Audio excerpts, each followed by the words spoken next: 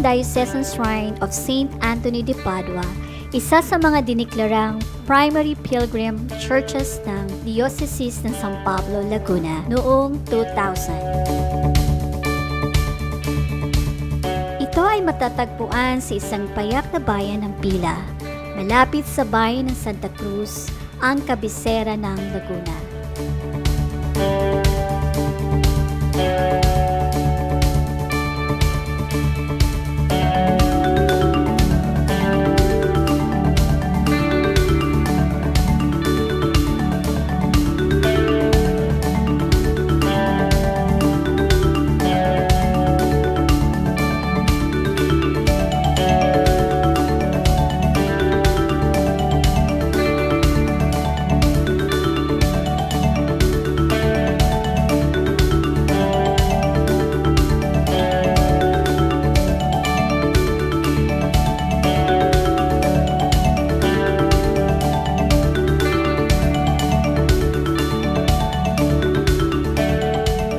Natatangi sa bayan ng Pila na wala sa iba at naging dahilan kung bakit ito lubos na nakikilala at manapamahal sa marami.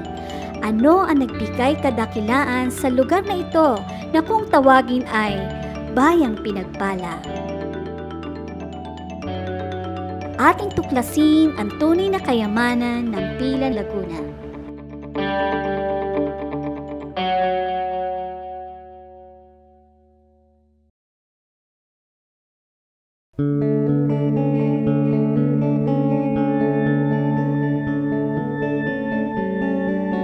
Ang dambanang ito ni San Antonio sa Pila ang tinuturing na kauna-unahang simbahang nakatalaga sa kanya o ang First Anthony Church sa buong Pilipinas.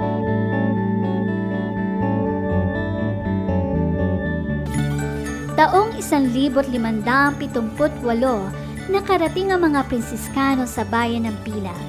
Sina Fray Juan de Plasencia at Fray Diego de Oropesa ang responsableng upang maitaguyod ang Pila bilang isang villa or bayan. Di kalaunan ay itinayo nila ang isang bahay panalangin or simbahang gawa sa kahoy, tangkay ng mga damo, kawayan at ratan at itinilaga kay San Antonio de Padua na naging pangunahing patron ng Pila. 1581 nang maitatag ang parokya ng San Antonio de Padua. Kaya ang parokyang ito ang pinakamatandang parokya na ang patron ay si San Antonio de Padua. Ang original site ng simbahan ay sa Pagalangan, Victoria. Noon naman ang Victoria ay bahagi din ng bayan ng Pila. No? At ayon sa kasaysayan, yung simbahang yon na natayo sa Pagalangan ang pinakamaganda at pinakamalaking simbahan, hindi lang sa Laguna, maging sa mga karating na probinsya. Kaya nga kumbaga, hinahangaan ang ganda at laki ng simbahan. Pero nung 1800 taon, laging nagbabaha dahil sa malapit sa Laguna de Bay at laging nagbabaha doon sa Pagalangan. Kaya napilitang ilipat ang simbahan mula Pagalangan papunta dito sa Pila. Kung tutuusin nyo, napakahirap nung ginawang yon, kasi ang mga bato, ang adobe ng simbahan doon sa Pagalangan ay isa-isang dinala papunta dito sa Pila. Kumbaga, i-imagine nyo na lang kung paano ginawa na mailipat bato by bato papunta dito sa Pila. Kaya daw ang itong simbahan ngayon na narito sa Pila ay parang 1/3 na lang nung dating original na laki ng simbahan na naroroon sa Pagalangan. Talagang daang taon na ang debosyon ni San Antonio, kay San Antonio dito sa Pila. Daang taon na rin ang tradisyon ng simbahang ito. Kaya, kumbaga, isa ito sa mga heritage churches ng Pilipinas. Maliban sa pisikal na kagandahan, Karangyaan at dangal ng simbahang ito ni San Antonio at ng kabayanan ng Pila na umakit at nagbigay aliw sa mata ng maraming Pilipino, may mas pinakaiingat-ingatan na yaman ang lugar na ito. Isang yamang nasa puso at isip ng bawat isang binyagang Pilenyo, ang kanilang marubdob na pagmamahal sa kanilang pangunahing patrong si San Antonio de Padua.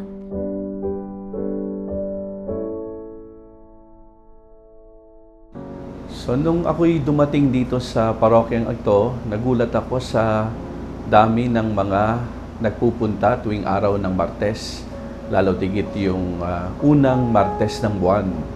Hindi lang pala siya ordinaryong parokya, kundi pinupuntahan siya ng mga deboto ni San Antonio na nagmumula pa hindi lang sa bayan ng Pila, kundi sa mga karatig na bayan at ang iba'y galing pa sa mga malalayong lugar.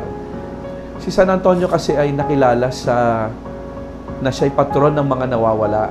Pag binanggit mo ang pangalang Saint Anthony, kasama lagi ng pangalan niya, yan ang patron ng mga nawawalang bagay.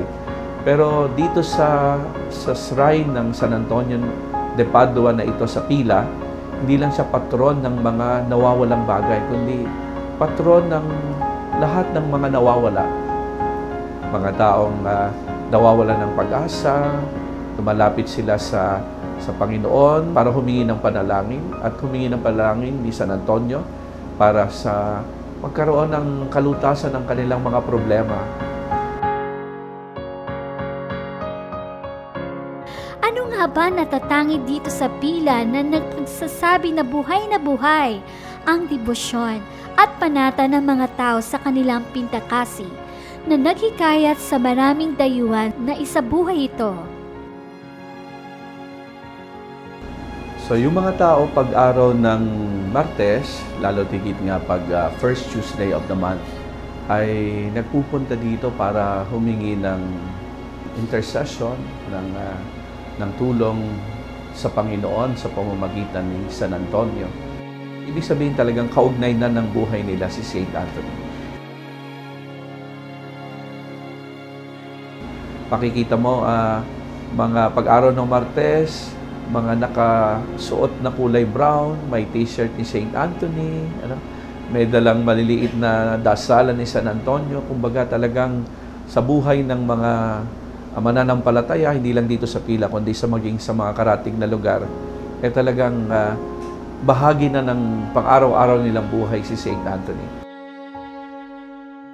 Ito yung dahilan kaya napapanatili pa rin yung malapit na ugnayan ng mga tao sa Panginoon. Sa pamamagitan ng kanilang debosyon kay Saint Anthony, mas napapalapit lalo sila sa Panginoon. Ang pagtatanod sa banal na Santissimo Sacramento ang isa sa pangunahing gawain dito bilang panimula ng araw ng debosyon. Pinagtutuon ng pansin dito ang kahalagahan ng itinuturing na debosyon ng lahat ng debosyon. Ang debosyon sa banal at tunay na presensya ni Jesus sa Eucharistia na siya ring naghubog kay San Antonio sa kabanalan. Dito sa pagdiriwang ng misa, naging tradisyon na ng mga tao ang pag-aalay ng bulaklak. Kaya may mga dala-dala silang bulaklak na inaalay sa loob ng pagdiriwang ng misa. Pagkatapos na maialay yung bulaklak, ang bulaklak ay binibindisyonan ng pari at ibinabalik din sa mga tao bago matapos ang misa. Kumbaga, pagkatapos na ialay kay Saint Anthony at hiniling ang pagbabasbas ng simbahan, ibinabalik muli sa mga tao. Sa mga pakikipagkwentuhan ko sa mga deboto na marami daw mga magagandang nangyayari sa mga bulaklak na yon. Sabi ng iba, nakakagaling daw sa may sakit, sa tulong ng panalangin nga ni San Antonio ng Padua. Sa gawing likod ng simbahan, makikita ang isang bulletin board kung saan nakapaskil ang mga liham ng mga deboto mula sa iba't ibang lugar. Anuman ang edad at marahil ay kung anuman ang relihiyong kinagisnan.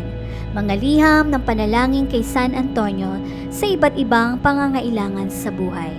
At ang mas nakakataba ng puso ay ang mga liham, pasasalamat sa mga nasagot na panalangin nila ni San Antonio. Dahil siguro nababalitaan nila doon sa iba na kumbaga binabalita din namin sa aming mga nakasalamuhan na pumunta kayo sa pila. Meron kami doon santo na talagang mapaghimala. August 2015, bali magta-38 ako noon. Tapos yun, ang sabi kasi nung kaibigan ko, pag humiling ka, kailangan kausapin mo daw siya ng mas casual lang, parang gano'n.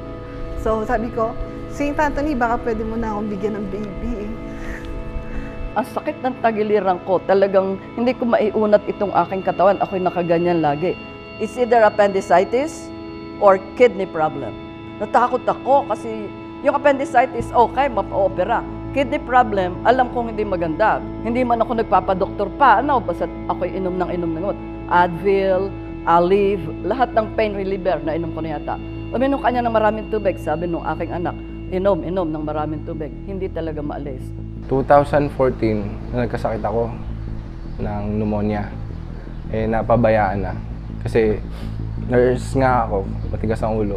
Parang nag-self-medicate ako. Hindi ko alam, lumala na pala. Yun, hospital ako na isang buwan sa San Lazaro. 2 months na, ganito ang boses ko, paus.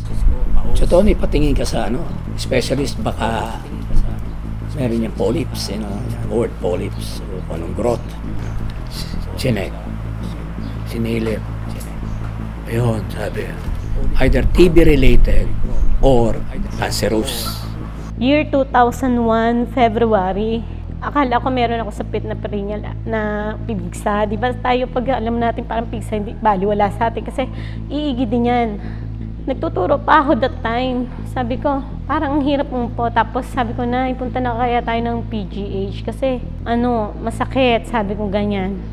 At that time, hindi ko alam na buntis ako ng 2 months, magto 2 months. Ang inaalala ko yung baby ko sa tiyan.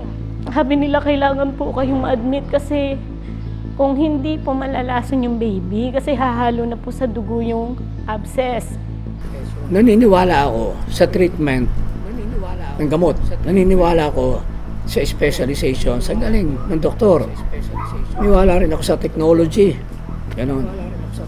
Pero ako kulang dahil after na ako yung maoperahan, nag-recover. Yan, nakita ko doon sa simbahan, merong hinuhulugan na parang yung prayer request. Hindi ako nag-prayer request. Ako ang haba ng prayer request ko, parang nobela. Tapos, may pinagbibiling yung holy oil. Tapos napunta doon sa itaas. Nagtatouch doon sa relic yata yun. Sa relic. Ay di sabi ko, naku po, St. Anthony, please. Ako po sa inyo lang asa. Kalong niyo po si Jesus. Ibulong niyo po kay Jesus yung aking sakit. Ibulong niyo po kay Jesus. Alam ko po kayo, pakikinggan ni Jesus. Kasi kalapit kayo ni Jesus. Yun ang aking sinabi. Ang simbahan ay nananatiling matatag sa kanyang turo ukol sa kasamahan ng mga banal o Communion of Saints. Inilalahad ng Catechism of the Catholic Church na ang simbahan ay binubuo ng mga narito pa sa lupa, ang mga namatay na nasa purgatorio at ang mga santo't banal na nasa langit. Sa pagkakaisang ito bilang iisang katawang mistiko ni Kristo, dinirinig ng Diyos at ng mga santo ang panalangin nating mga nangabubuhay. First week ko pa lang na nandun dito sa may highway sa pila. Nagpilit na ako noon. Meron akong kasambahay na na bata. Pumunta ako, sisimba ako. Doon nila ako na nakita. Na gano'n na itsura ko. Nakamask, payat, may tungkol, akay-akay na lang. Nandun lang ako sa sulok, nag-iiyak ako doon kasi hindi ako makatayo, hindi na ako makapag-offer. Pinapasingitan ako nila doktora para sa healing. Hanggat kaya ko, simba ako. Father, 50 years na siguro more or less, hindi ako nakakapangumpisan. Pero gusto kong madampian ang hostya. Ang host, itong aking throat as part ng aking treatment. Will you please guide me through confession para uli ako'y makatanggap ng communion? Wala akong ibang tinapang kundi si St. Anthony. Sumisimba ako linggo-linggo. Sumisimba ako tuwing Martes. buntis ako that time. Sabi ko, St. Anthony, kayo na lang po ang aking malalapitan. Hindi ko po alam kung ano mangyayari sa baby ko. Hinikayat nila kami na magsimba every Tuesday para sa Lubina. Tapos ayun, nung August yun, nung hiniling ko, September nalaman ko buntis ako. Ako'y namanata dito ko St. Anthony. Gusto kong dagdagan ng element ng spirituality yung gamutan. Ito na ngayon ang result, Dok. Wala ka na makita. Free. Free of the tumor. Wala na. No evidence of residual tumor. Thanks to God. Unti-unti, nagkaroon ako ng development. Naging negative na ako sa pneumonia. Lumakas na resistensya ko. Nakakasimba na ako mag-isa. Pinakita lang sa akin ni God na San Antonio dahil sa kanya ako lumalapit na. Pero since hindi ka sumuko sa akin, ito na yung nangyari sa'yo ngayon. Bumalik ka na sa normal. Natulog ako. Alam niyo, kinabukasan, iisa lang haplos yun, ha? Iisa pa lang. Kinabukasan, nalimutan ko na ako may masakit doon. Kasi, abay, wala na, di ako tuloy yung trabaho. Ay, kasi nang bandang takap ka ba? Ay, wala pala akong nasakit dito. Natuwan-tuwa nga ako pagkalabas mo, normal na normal yung bata. Natutuwa naman ako ng kada development ng anak ko paglaki niya. Wala siyang depekto. Normal. Maayos. Sabi ko nga, thank you St. Anthony. Kasi hindi ko akalain na ganun mangyayari sa akin. At ito na yung baby namin. Magko 1 year old na siya. 1 year old na siya. We named him after St. Anthony. Second name niya is Antonio. Ganyan nakaagad ako doon sa Most Sacred Heart of Jesus at saka kay St. Anthony. Thank you po. Alam ko po kayo nagpagaling sa akin. Kaya sabi ko, nako, ay salamat po St. Anthony. Talagang maraming ginagawa si St. Anthony. I believe, sa paniwala, I was touched by God through St. Anthony. Very miraculous talaga yan. Tinutulungan ka, tinutulungan lahat sa pangangailangan ko. Pinatanuran niya ako sigurado, nililigtas niya ako sa bahay. Pag ako'y pupunta sa simbahan, o bahala ka na, St. Anthony, ha? Nakakatuwang isipin at ipinagpapasalamat din sa Panginoon dahil ang aming bayan, ang aming parokya ay nakikilala nila dahil sa aming paghimalang santo.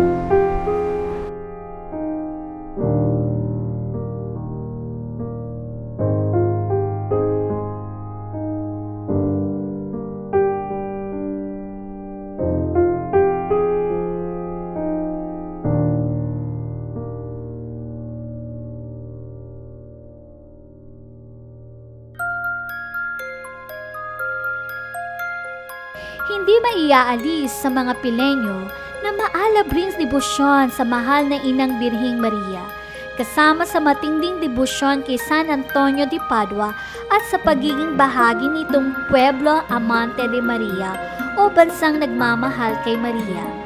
Kaya, kilala na rin ang pila sa kanilang matandang tradisyon ng pagdiriwang ng Flores de Mayo na tinurumog din ng mga deboto.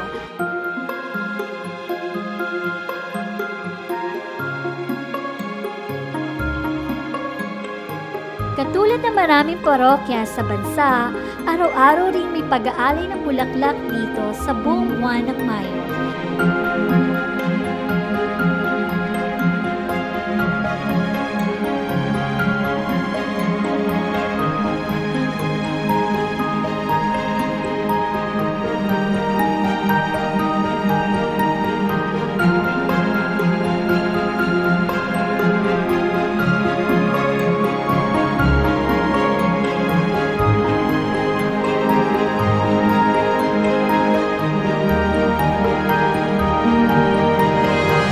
Pag Flores de Maria, yung tapusan, dinadayo hindi lamang ng mga taga rito, maging mga turista ay nagpupunta para saksihan ang natatangi at kakaibang paraan ng pagtatapos ng Flores de Maria. Ang piyesta ng Flores every last Sunday of the month. May mga Rosa Mystica yan, may mga Dos Estrellas, Ave Maria, Fe Esperanza Caridad. Yun ang mga main nasa gitna ng prosesyon. Tapos yon, merong hermana, merong hermano, Rosa Mystica.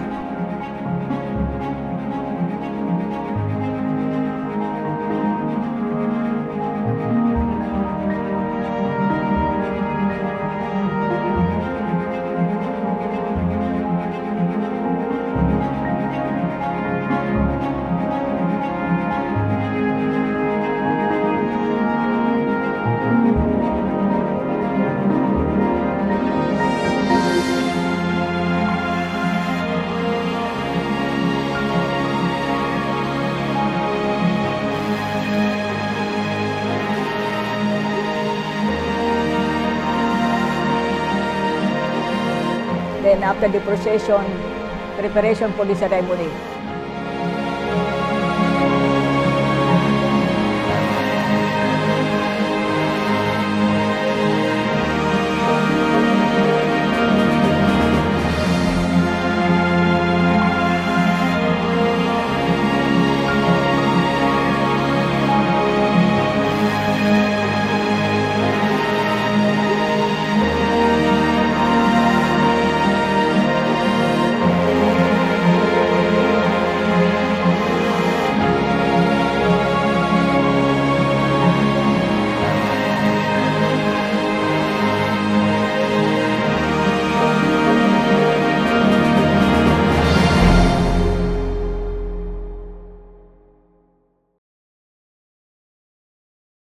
Kung mananalangin nga raw sa patron ng mga nawawala, malamang ay dito ka dadalhin ni San Antonio.